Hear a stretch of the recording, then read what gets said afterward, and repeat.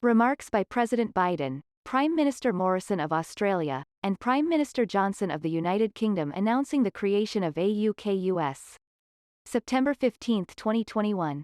Speeches and remarks. East Room. 5:01 p.m. Eastern Daylight Saving Time. Prime Minister Morrison.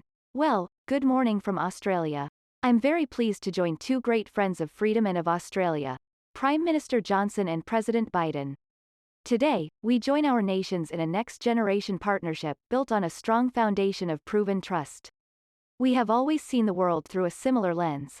We have always believed in a world that favors freedom, that respects human dignity, the rule of law, the independence of sovereign states, and the peaceful fellowship of nations. And while we've always looked to each other to do what we believe is right, we have never left each other. Always together, never alone. Our world is becoming more complex, especially here in our region, the Indo-Pacific. This affects us all. The future of the Indo-Pacific will impact all our futures. To meet these challenges, to help deliver the security and stability our region needs, we must now take our partnership to a new level. A partnership that seeks to engage, not to exclude, to contribute, not take, and to enable and empower, not to control or coerce. And so, friends, AUKUS is born, a new enhanced trilateral security partnership between Australia, the United Kingdom, and the United States. AUKUS, a partnership where our technology, our scientists, our industry, our defense forces are all working together to deliver a safer and more secure region that ultimately benefits all. AUKUS will also enhance our contribution to our growing network of partnerships in the Indo-Pacific region, ANZUS, our ASEAN friends, our bilateral strategic partners, the Quad, Five Eyes countries, and, of course, our dear Pacific family. The first major initiative of AUKUS will be to deliver a nuclear-powered submarine fleet for Australia. Over the next 18 months, we will work together to seek to determine the best way forward to achieve this. This will include an intense examination of what we need to do to exercise our nuclear stewardship responsibilities here in Australia. We intend to build these submarines in Adelaide, Australia, in close cooperation with the United Kingdom and the United States. But let me be clear, Australia is not seeking to acquire nuclear weapons or establish a civil nuclear capability. And we will continue to meet all our nuclear non-proliferation obligations. Australia has a long history of defense cooperation with the United States and the United Kingdom. For more than a century, we have stood together for the course of peace and freedom, motivated by the beliefs we share, sustained by the bonds of friendship we have forged, enabled by the sacrifice of those who have gone before us, and inspired by our shared hope for those who will follow us. And so, today, friends, we recommit ourselves to this cause and a new AUKUS vision. Prime Minister Johnson, I'm delighted to join President Biden and Prime Minister Morrison to announce that the United Kingdom, Australia, and the United States are creating a new trilateral defense partnership, known as AUKUS, with the aim of working hand in glove to preserve security and stability in the Indo-Pacific. We're opening a new chapter in our friendship, and the first task of this partnership will be to help Australia acquire a fleet of nuclear-powered submarines, emphasizing, of course, that the submarines in question will be powered by nuclear reactors, not armed with nuclear weapons. And our work will be fully in line with our non-proliferation obligations. This will be one of the most complex and technically demanding projects in the world, lasting for decades and requiring the most advanced technology. It will draw on the expertise that the UK has acquired over generations, dating back to the launch of the Royal Navy's first nuclear submarine over 60 years ago, and together, with the other opportunities from AUKUS, creating hundreds of highly skilled jobs across the United Kingdom, including in Scotland, the north of England, and the Midlands, taking forward this government's driving purpose of levelling up across the whole country. We will have a new opportunity to reinforce Britain's place at the leading edge of science and technology, strengthening our national expertise. And perhaps most significantly, the UK, Australia, and the US will be joined even more closely together, reflecting the measure of trust between us, the depth of our friendship, and the enduring strength of our shared values of freedom and democracy.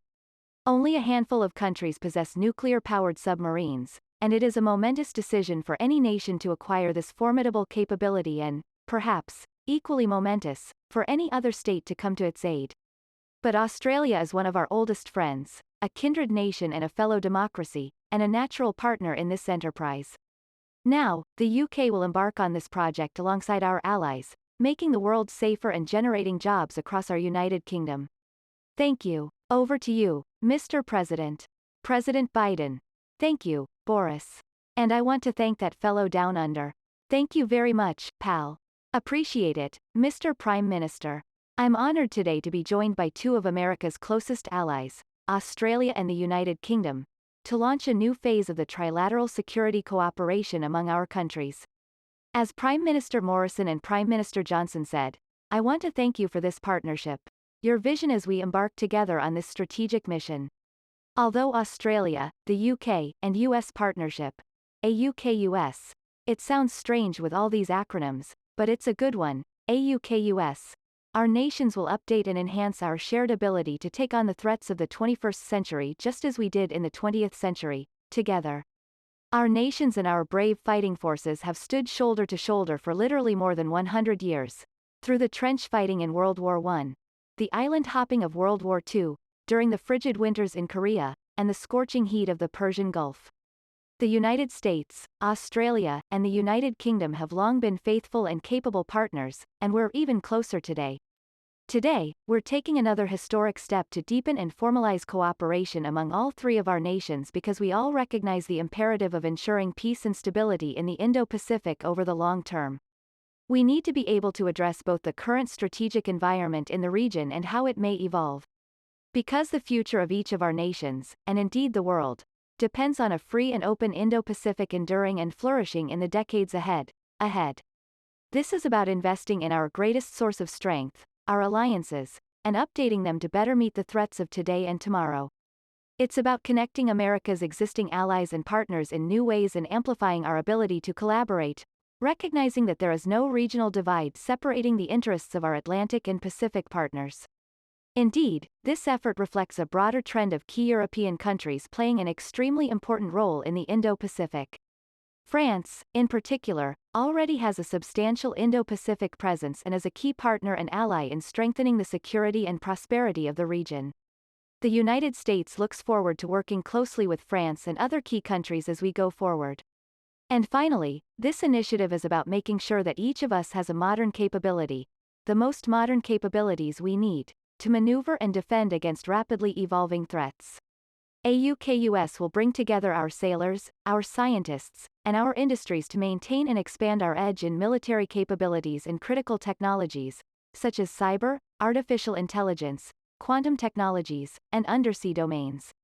You know, as a key project under AUKUS, we are launching consultations with Australia's acquisition of conventionally armed, nuclear-powered submarines for its navy, conventionally armed.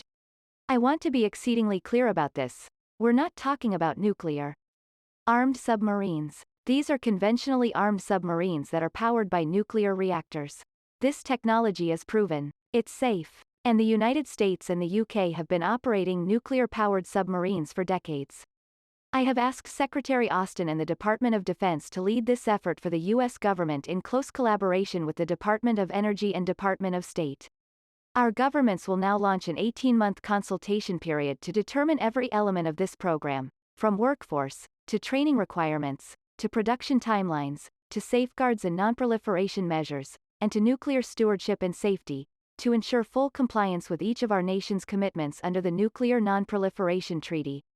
We'll all undertake this effort in a way that reflects the long-standing leadership in global non-proliferation and rigorous verification standards, in partnership and consultation with the International Atomic Energy Agency. So, I want to thank the Prime Minister Morrison and Prime Minister Johnson for their friendship, but mostly important for their leadership and partnership as we undertake this new phase of our security cooperation. And the United States will also continue to work with ASEAN and the Quad, as was stated earlier, our 5 treaty allies and other close partners in the Indo-Pacific, as well as allies and partners in Europe and around the world to maintain a free and open Indo-Pacific, and build a future of peace, opportunity for all the people of the region. We're joining together. Partnerships are getting stronger. This is what we're about. I want to thank you all. And I look forward to seeing both of you in person very soon, I hope. Thank you. Thank you.